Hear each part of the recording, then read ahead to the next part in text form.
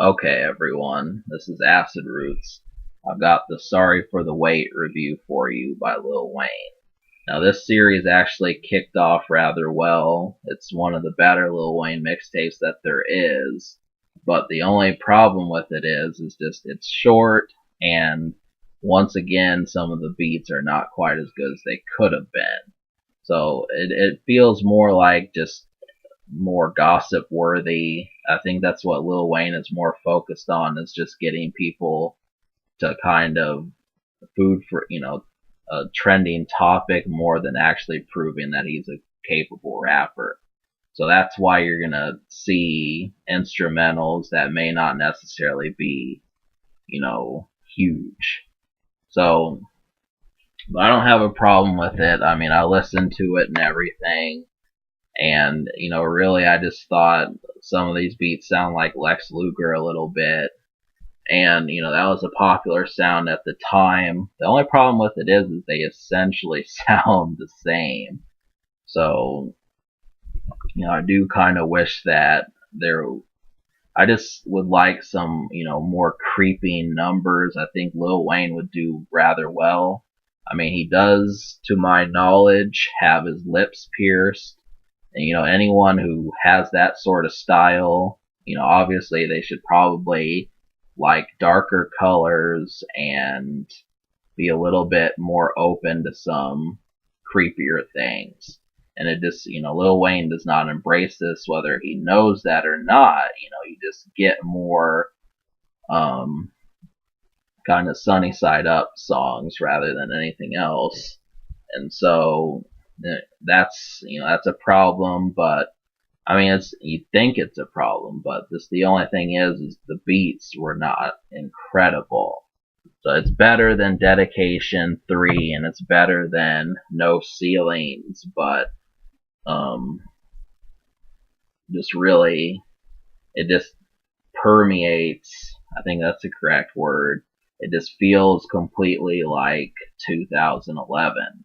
So I think for the most part, you're gonna hear like some numbers on here and everything like that are around that time.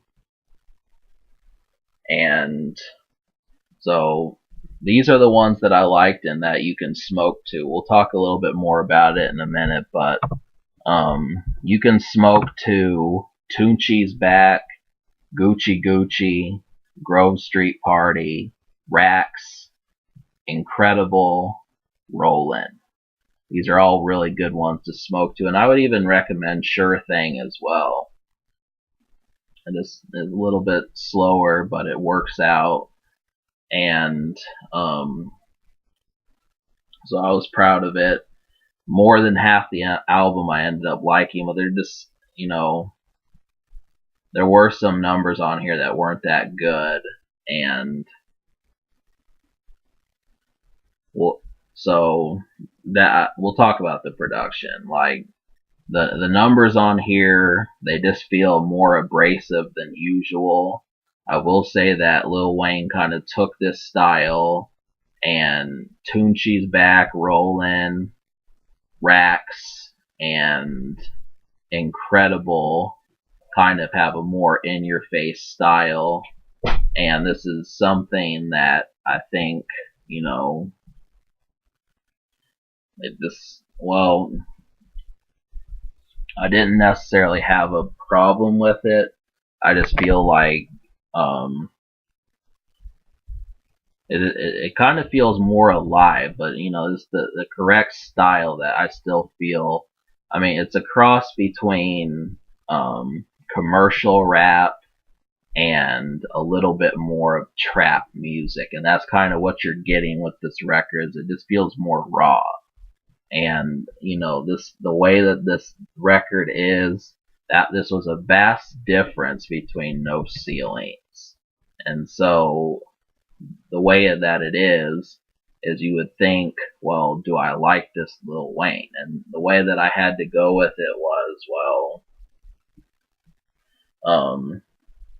just some of the produced songs on here, you're gonna notice that they do not blow you away. It's a different type of sound, And like I said, between commercial and trap music, it kind of is starting to, be a little bit laced like that. And so, it's unexpected, but at the same time, you just don't know where else to go with it. Um, so, and of course, this makes up like a good half of the album. I think, yeah, Tunchi's Back, Rollin', Rax, Incredible, and I think Gucci Gucci was kind of like that as well. I'd probably even say, Throw It Off was a little bit more in your face too. I don't want to sum it up. I didn't really like the song Throw It Off, but, it just felt like a little bit more up close and personal than usual. Usually Lil Wayne just talks as if you don't know what he's going through, but he kind of, brought it to you this time. And so, I mean, as far as the lyrics are concerned, I mean, Lil Wayne does pack quite a punch, and that's something that I think you'll enjoy.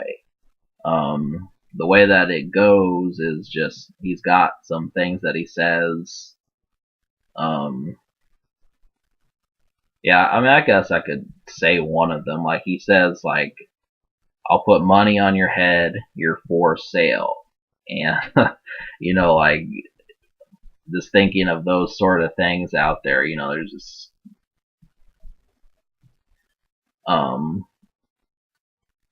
really, I'm trying to think on the go, and that's the reason this might end up being like an extra 4 minutes, but I'm just trying to figure out what I'm trying to say. So we'll talk about the good songs on this record before we go into detail about the difference between it.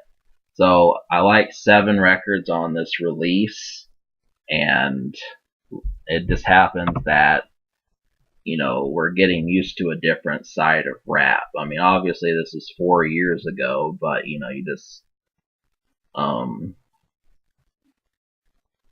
just the sound, this was kind of like a page turner of sorts, because it just feels different.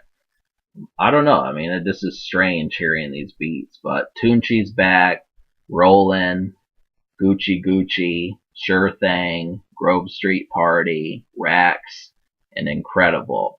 All of these really have like a real explosive type thing to them, and they kind of sound darker as well. That's definitely something that I liked and it improved upon. I know I said like the beats don't stand out, but it's just new, and I'm just not used to it. And that's like the major thing, is that it's a new sound, and I kind of like this style of Lil Wayne, but really just the fact that the thing that kind of I don't like as much as it feels more. I think Lil Wayne kind of unintentionally did it. I don't think he was trying to go for the more Slim Shady side of it. I think he was trying to go for the more Gucci Mane side of it. And, there is a difference between these guys. They do, if you don't know, both of these guys are in their own subgenres as far as what they do. And, the whole trap hustle thing, it's interesting to a certain point, and you can only take so much of that before you get tired of hearing about how I'm just gonna keep grinding. And so I know that Lil Wayne probably picked some darker things, but I think he was going for more of that Gucci Mane sound more than anything else. And so that's why it's harder to score this album higher. But, you just have to understand that a lot of these do that. And so I don't think Lil Wayne really continued this style, but I will say that it was kind of, for what it was, this was,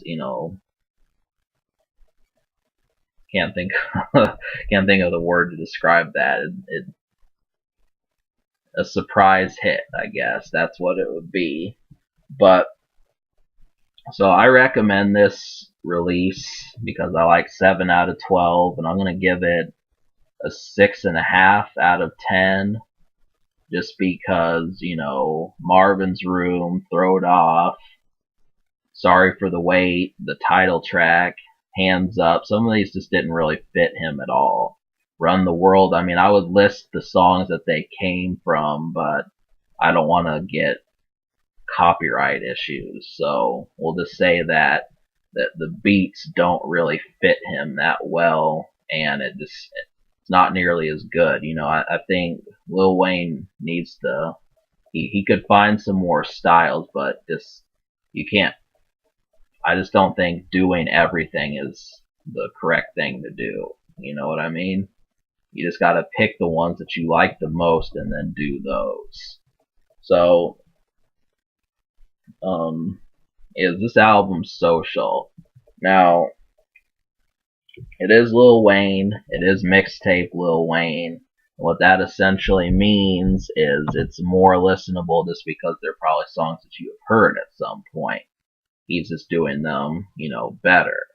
So I would say I'll give it a 7.5 out of 10 just because there are some good numbers. It's a new sound, but it just doesn't happen to win. The project as a whole doesn't. It's not a home run. That's the word. So that's essentially all it is. But can it be topped? This is about the top as far as Lil Wayne mixtapes. I like this more than No Ceilings, but we'll just have to see as far as the rest of it goes. So I give this album a 6.5 out of 10 and a 7.5 social.